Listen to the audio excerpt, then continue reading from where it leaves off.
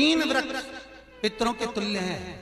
पहला पीपल, दूसरा बटवृक्ष, तीसरा बेलपत्र का वृक्ष। बेलपत्र का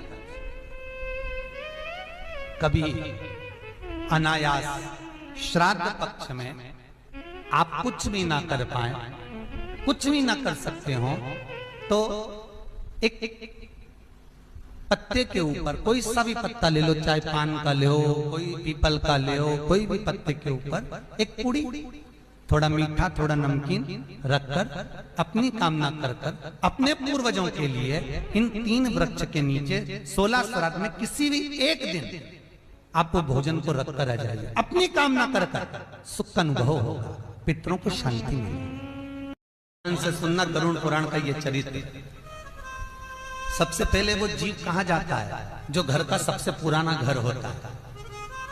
दुनिया का ऐसा कोई काम नहीं जो मेरे शंकर भगवान के पास उसका हल नहीं। फिर वही वाली बात आ गई, कल कथा में कहा था असंभव शब्द शिव की डायरी में है।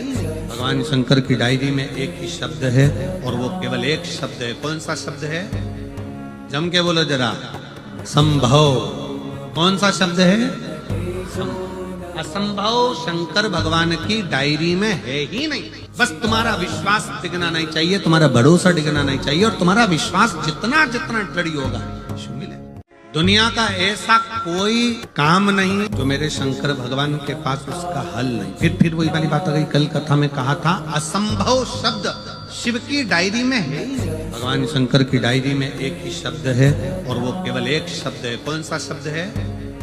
जम के बोलो जरा, संभव। कौन सा शब्द है? असंभव शंकर भगवान की डायरी में है। स्वप्न में 4 जगह पर अगर पितृ घर के पूर्वज दिख रहे हैं तो उसका फल क्या होता? पहला, अगर आप सोए हो और स्वप्न में 4 जगह पर अगर पितृ घर के पूर्वज दिख रहे हैं तो उसका फल क्या होता? पहला, अगर आप सोए हो और स्वप्न में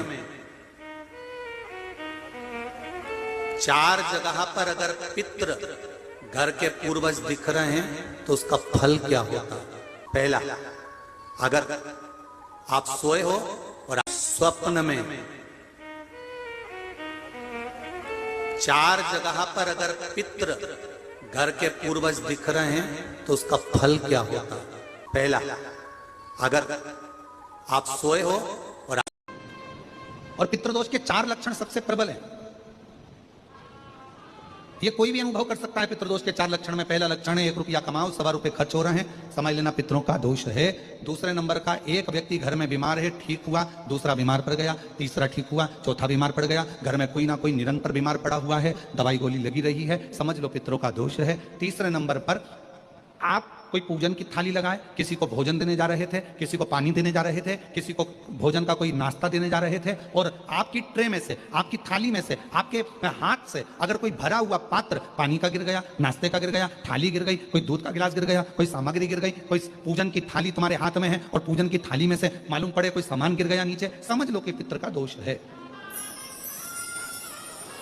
और चौथे नंबर पर पितरों का दोष का वर्णन किया गया। घर में जितने सदस्य रह रहे हैं, अगर वो किसी न किसी रूप में एक दूसरे पर चिढ़कर बोल रहे हैं, क्रोध कर बोल रहे हैं। प्रश्न बहुत छोटा सा है, पत्नी ने कुछ कहा, उसका श्राद्ध पक्ष में पीपल के पेड़ के नीचे मात्र काली तिल्ली का पानी ही डाल देने से पितृदोष का निवारण हो जाता है। किसी लड़के की लड़की की विवाह शादी नहीं हो रहा हो, मंगल विवाह नहीं हो रहा हो, पानी के लोटे में थोड़ा सा काला तिल डालकर श्राद्ध पक्ष में पीपल के पेड़ के नीचे चढ़वा दीजिए महाराज। पितरों की शांति होती है, घर में मंगल कार्य होता है, मंगल कार्य हो जाता है, पितृदोष का निवारण होता है। श्राद्ध पक्ष में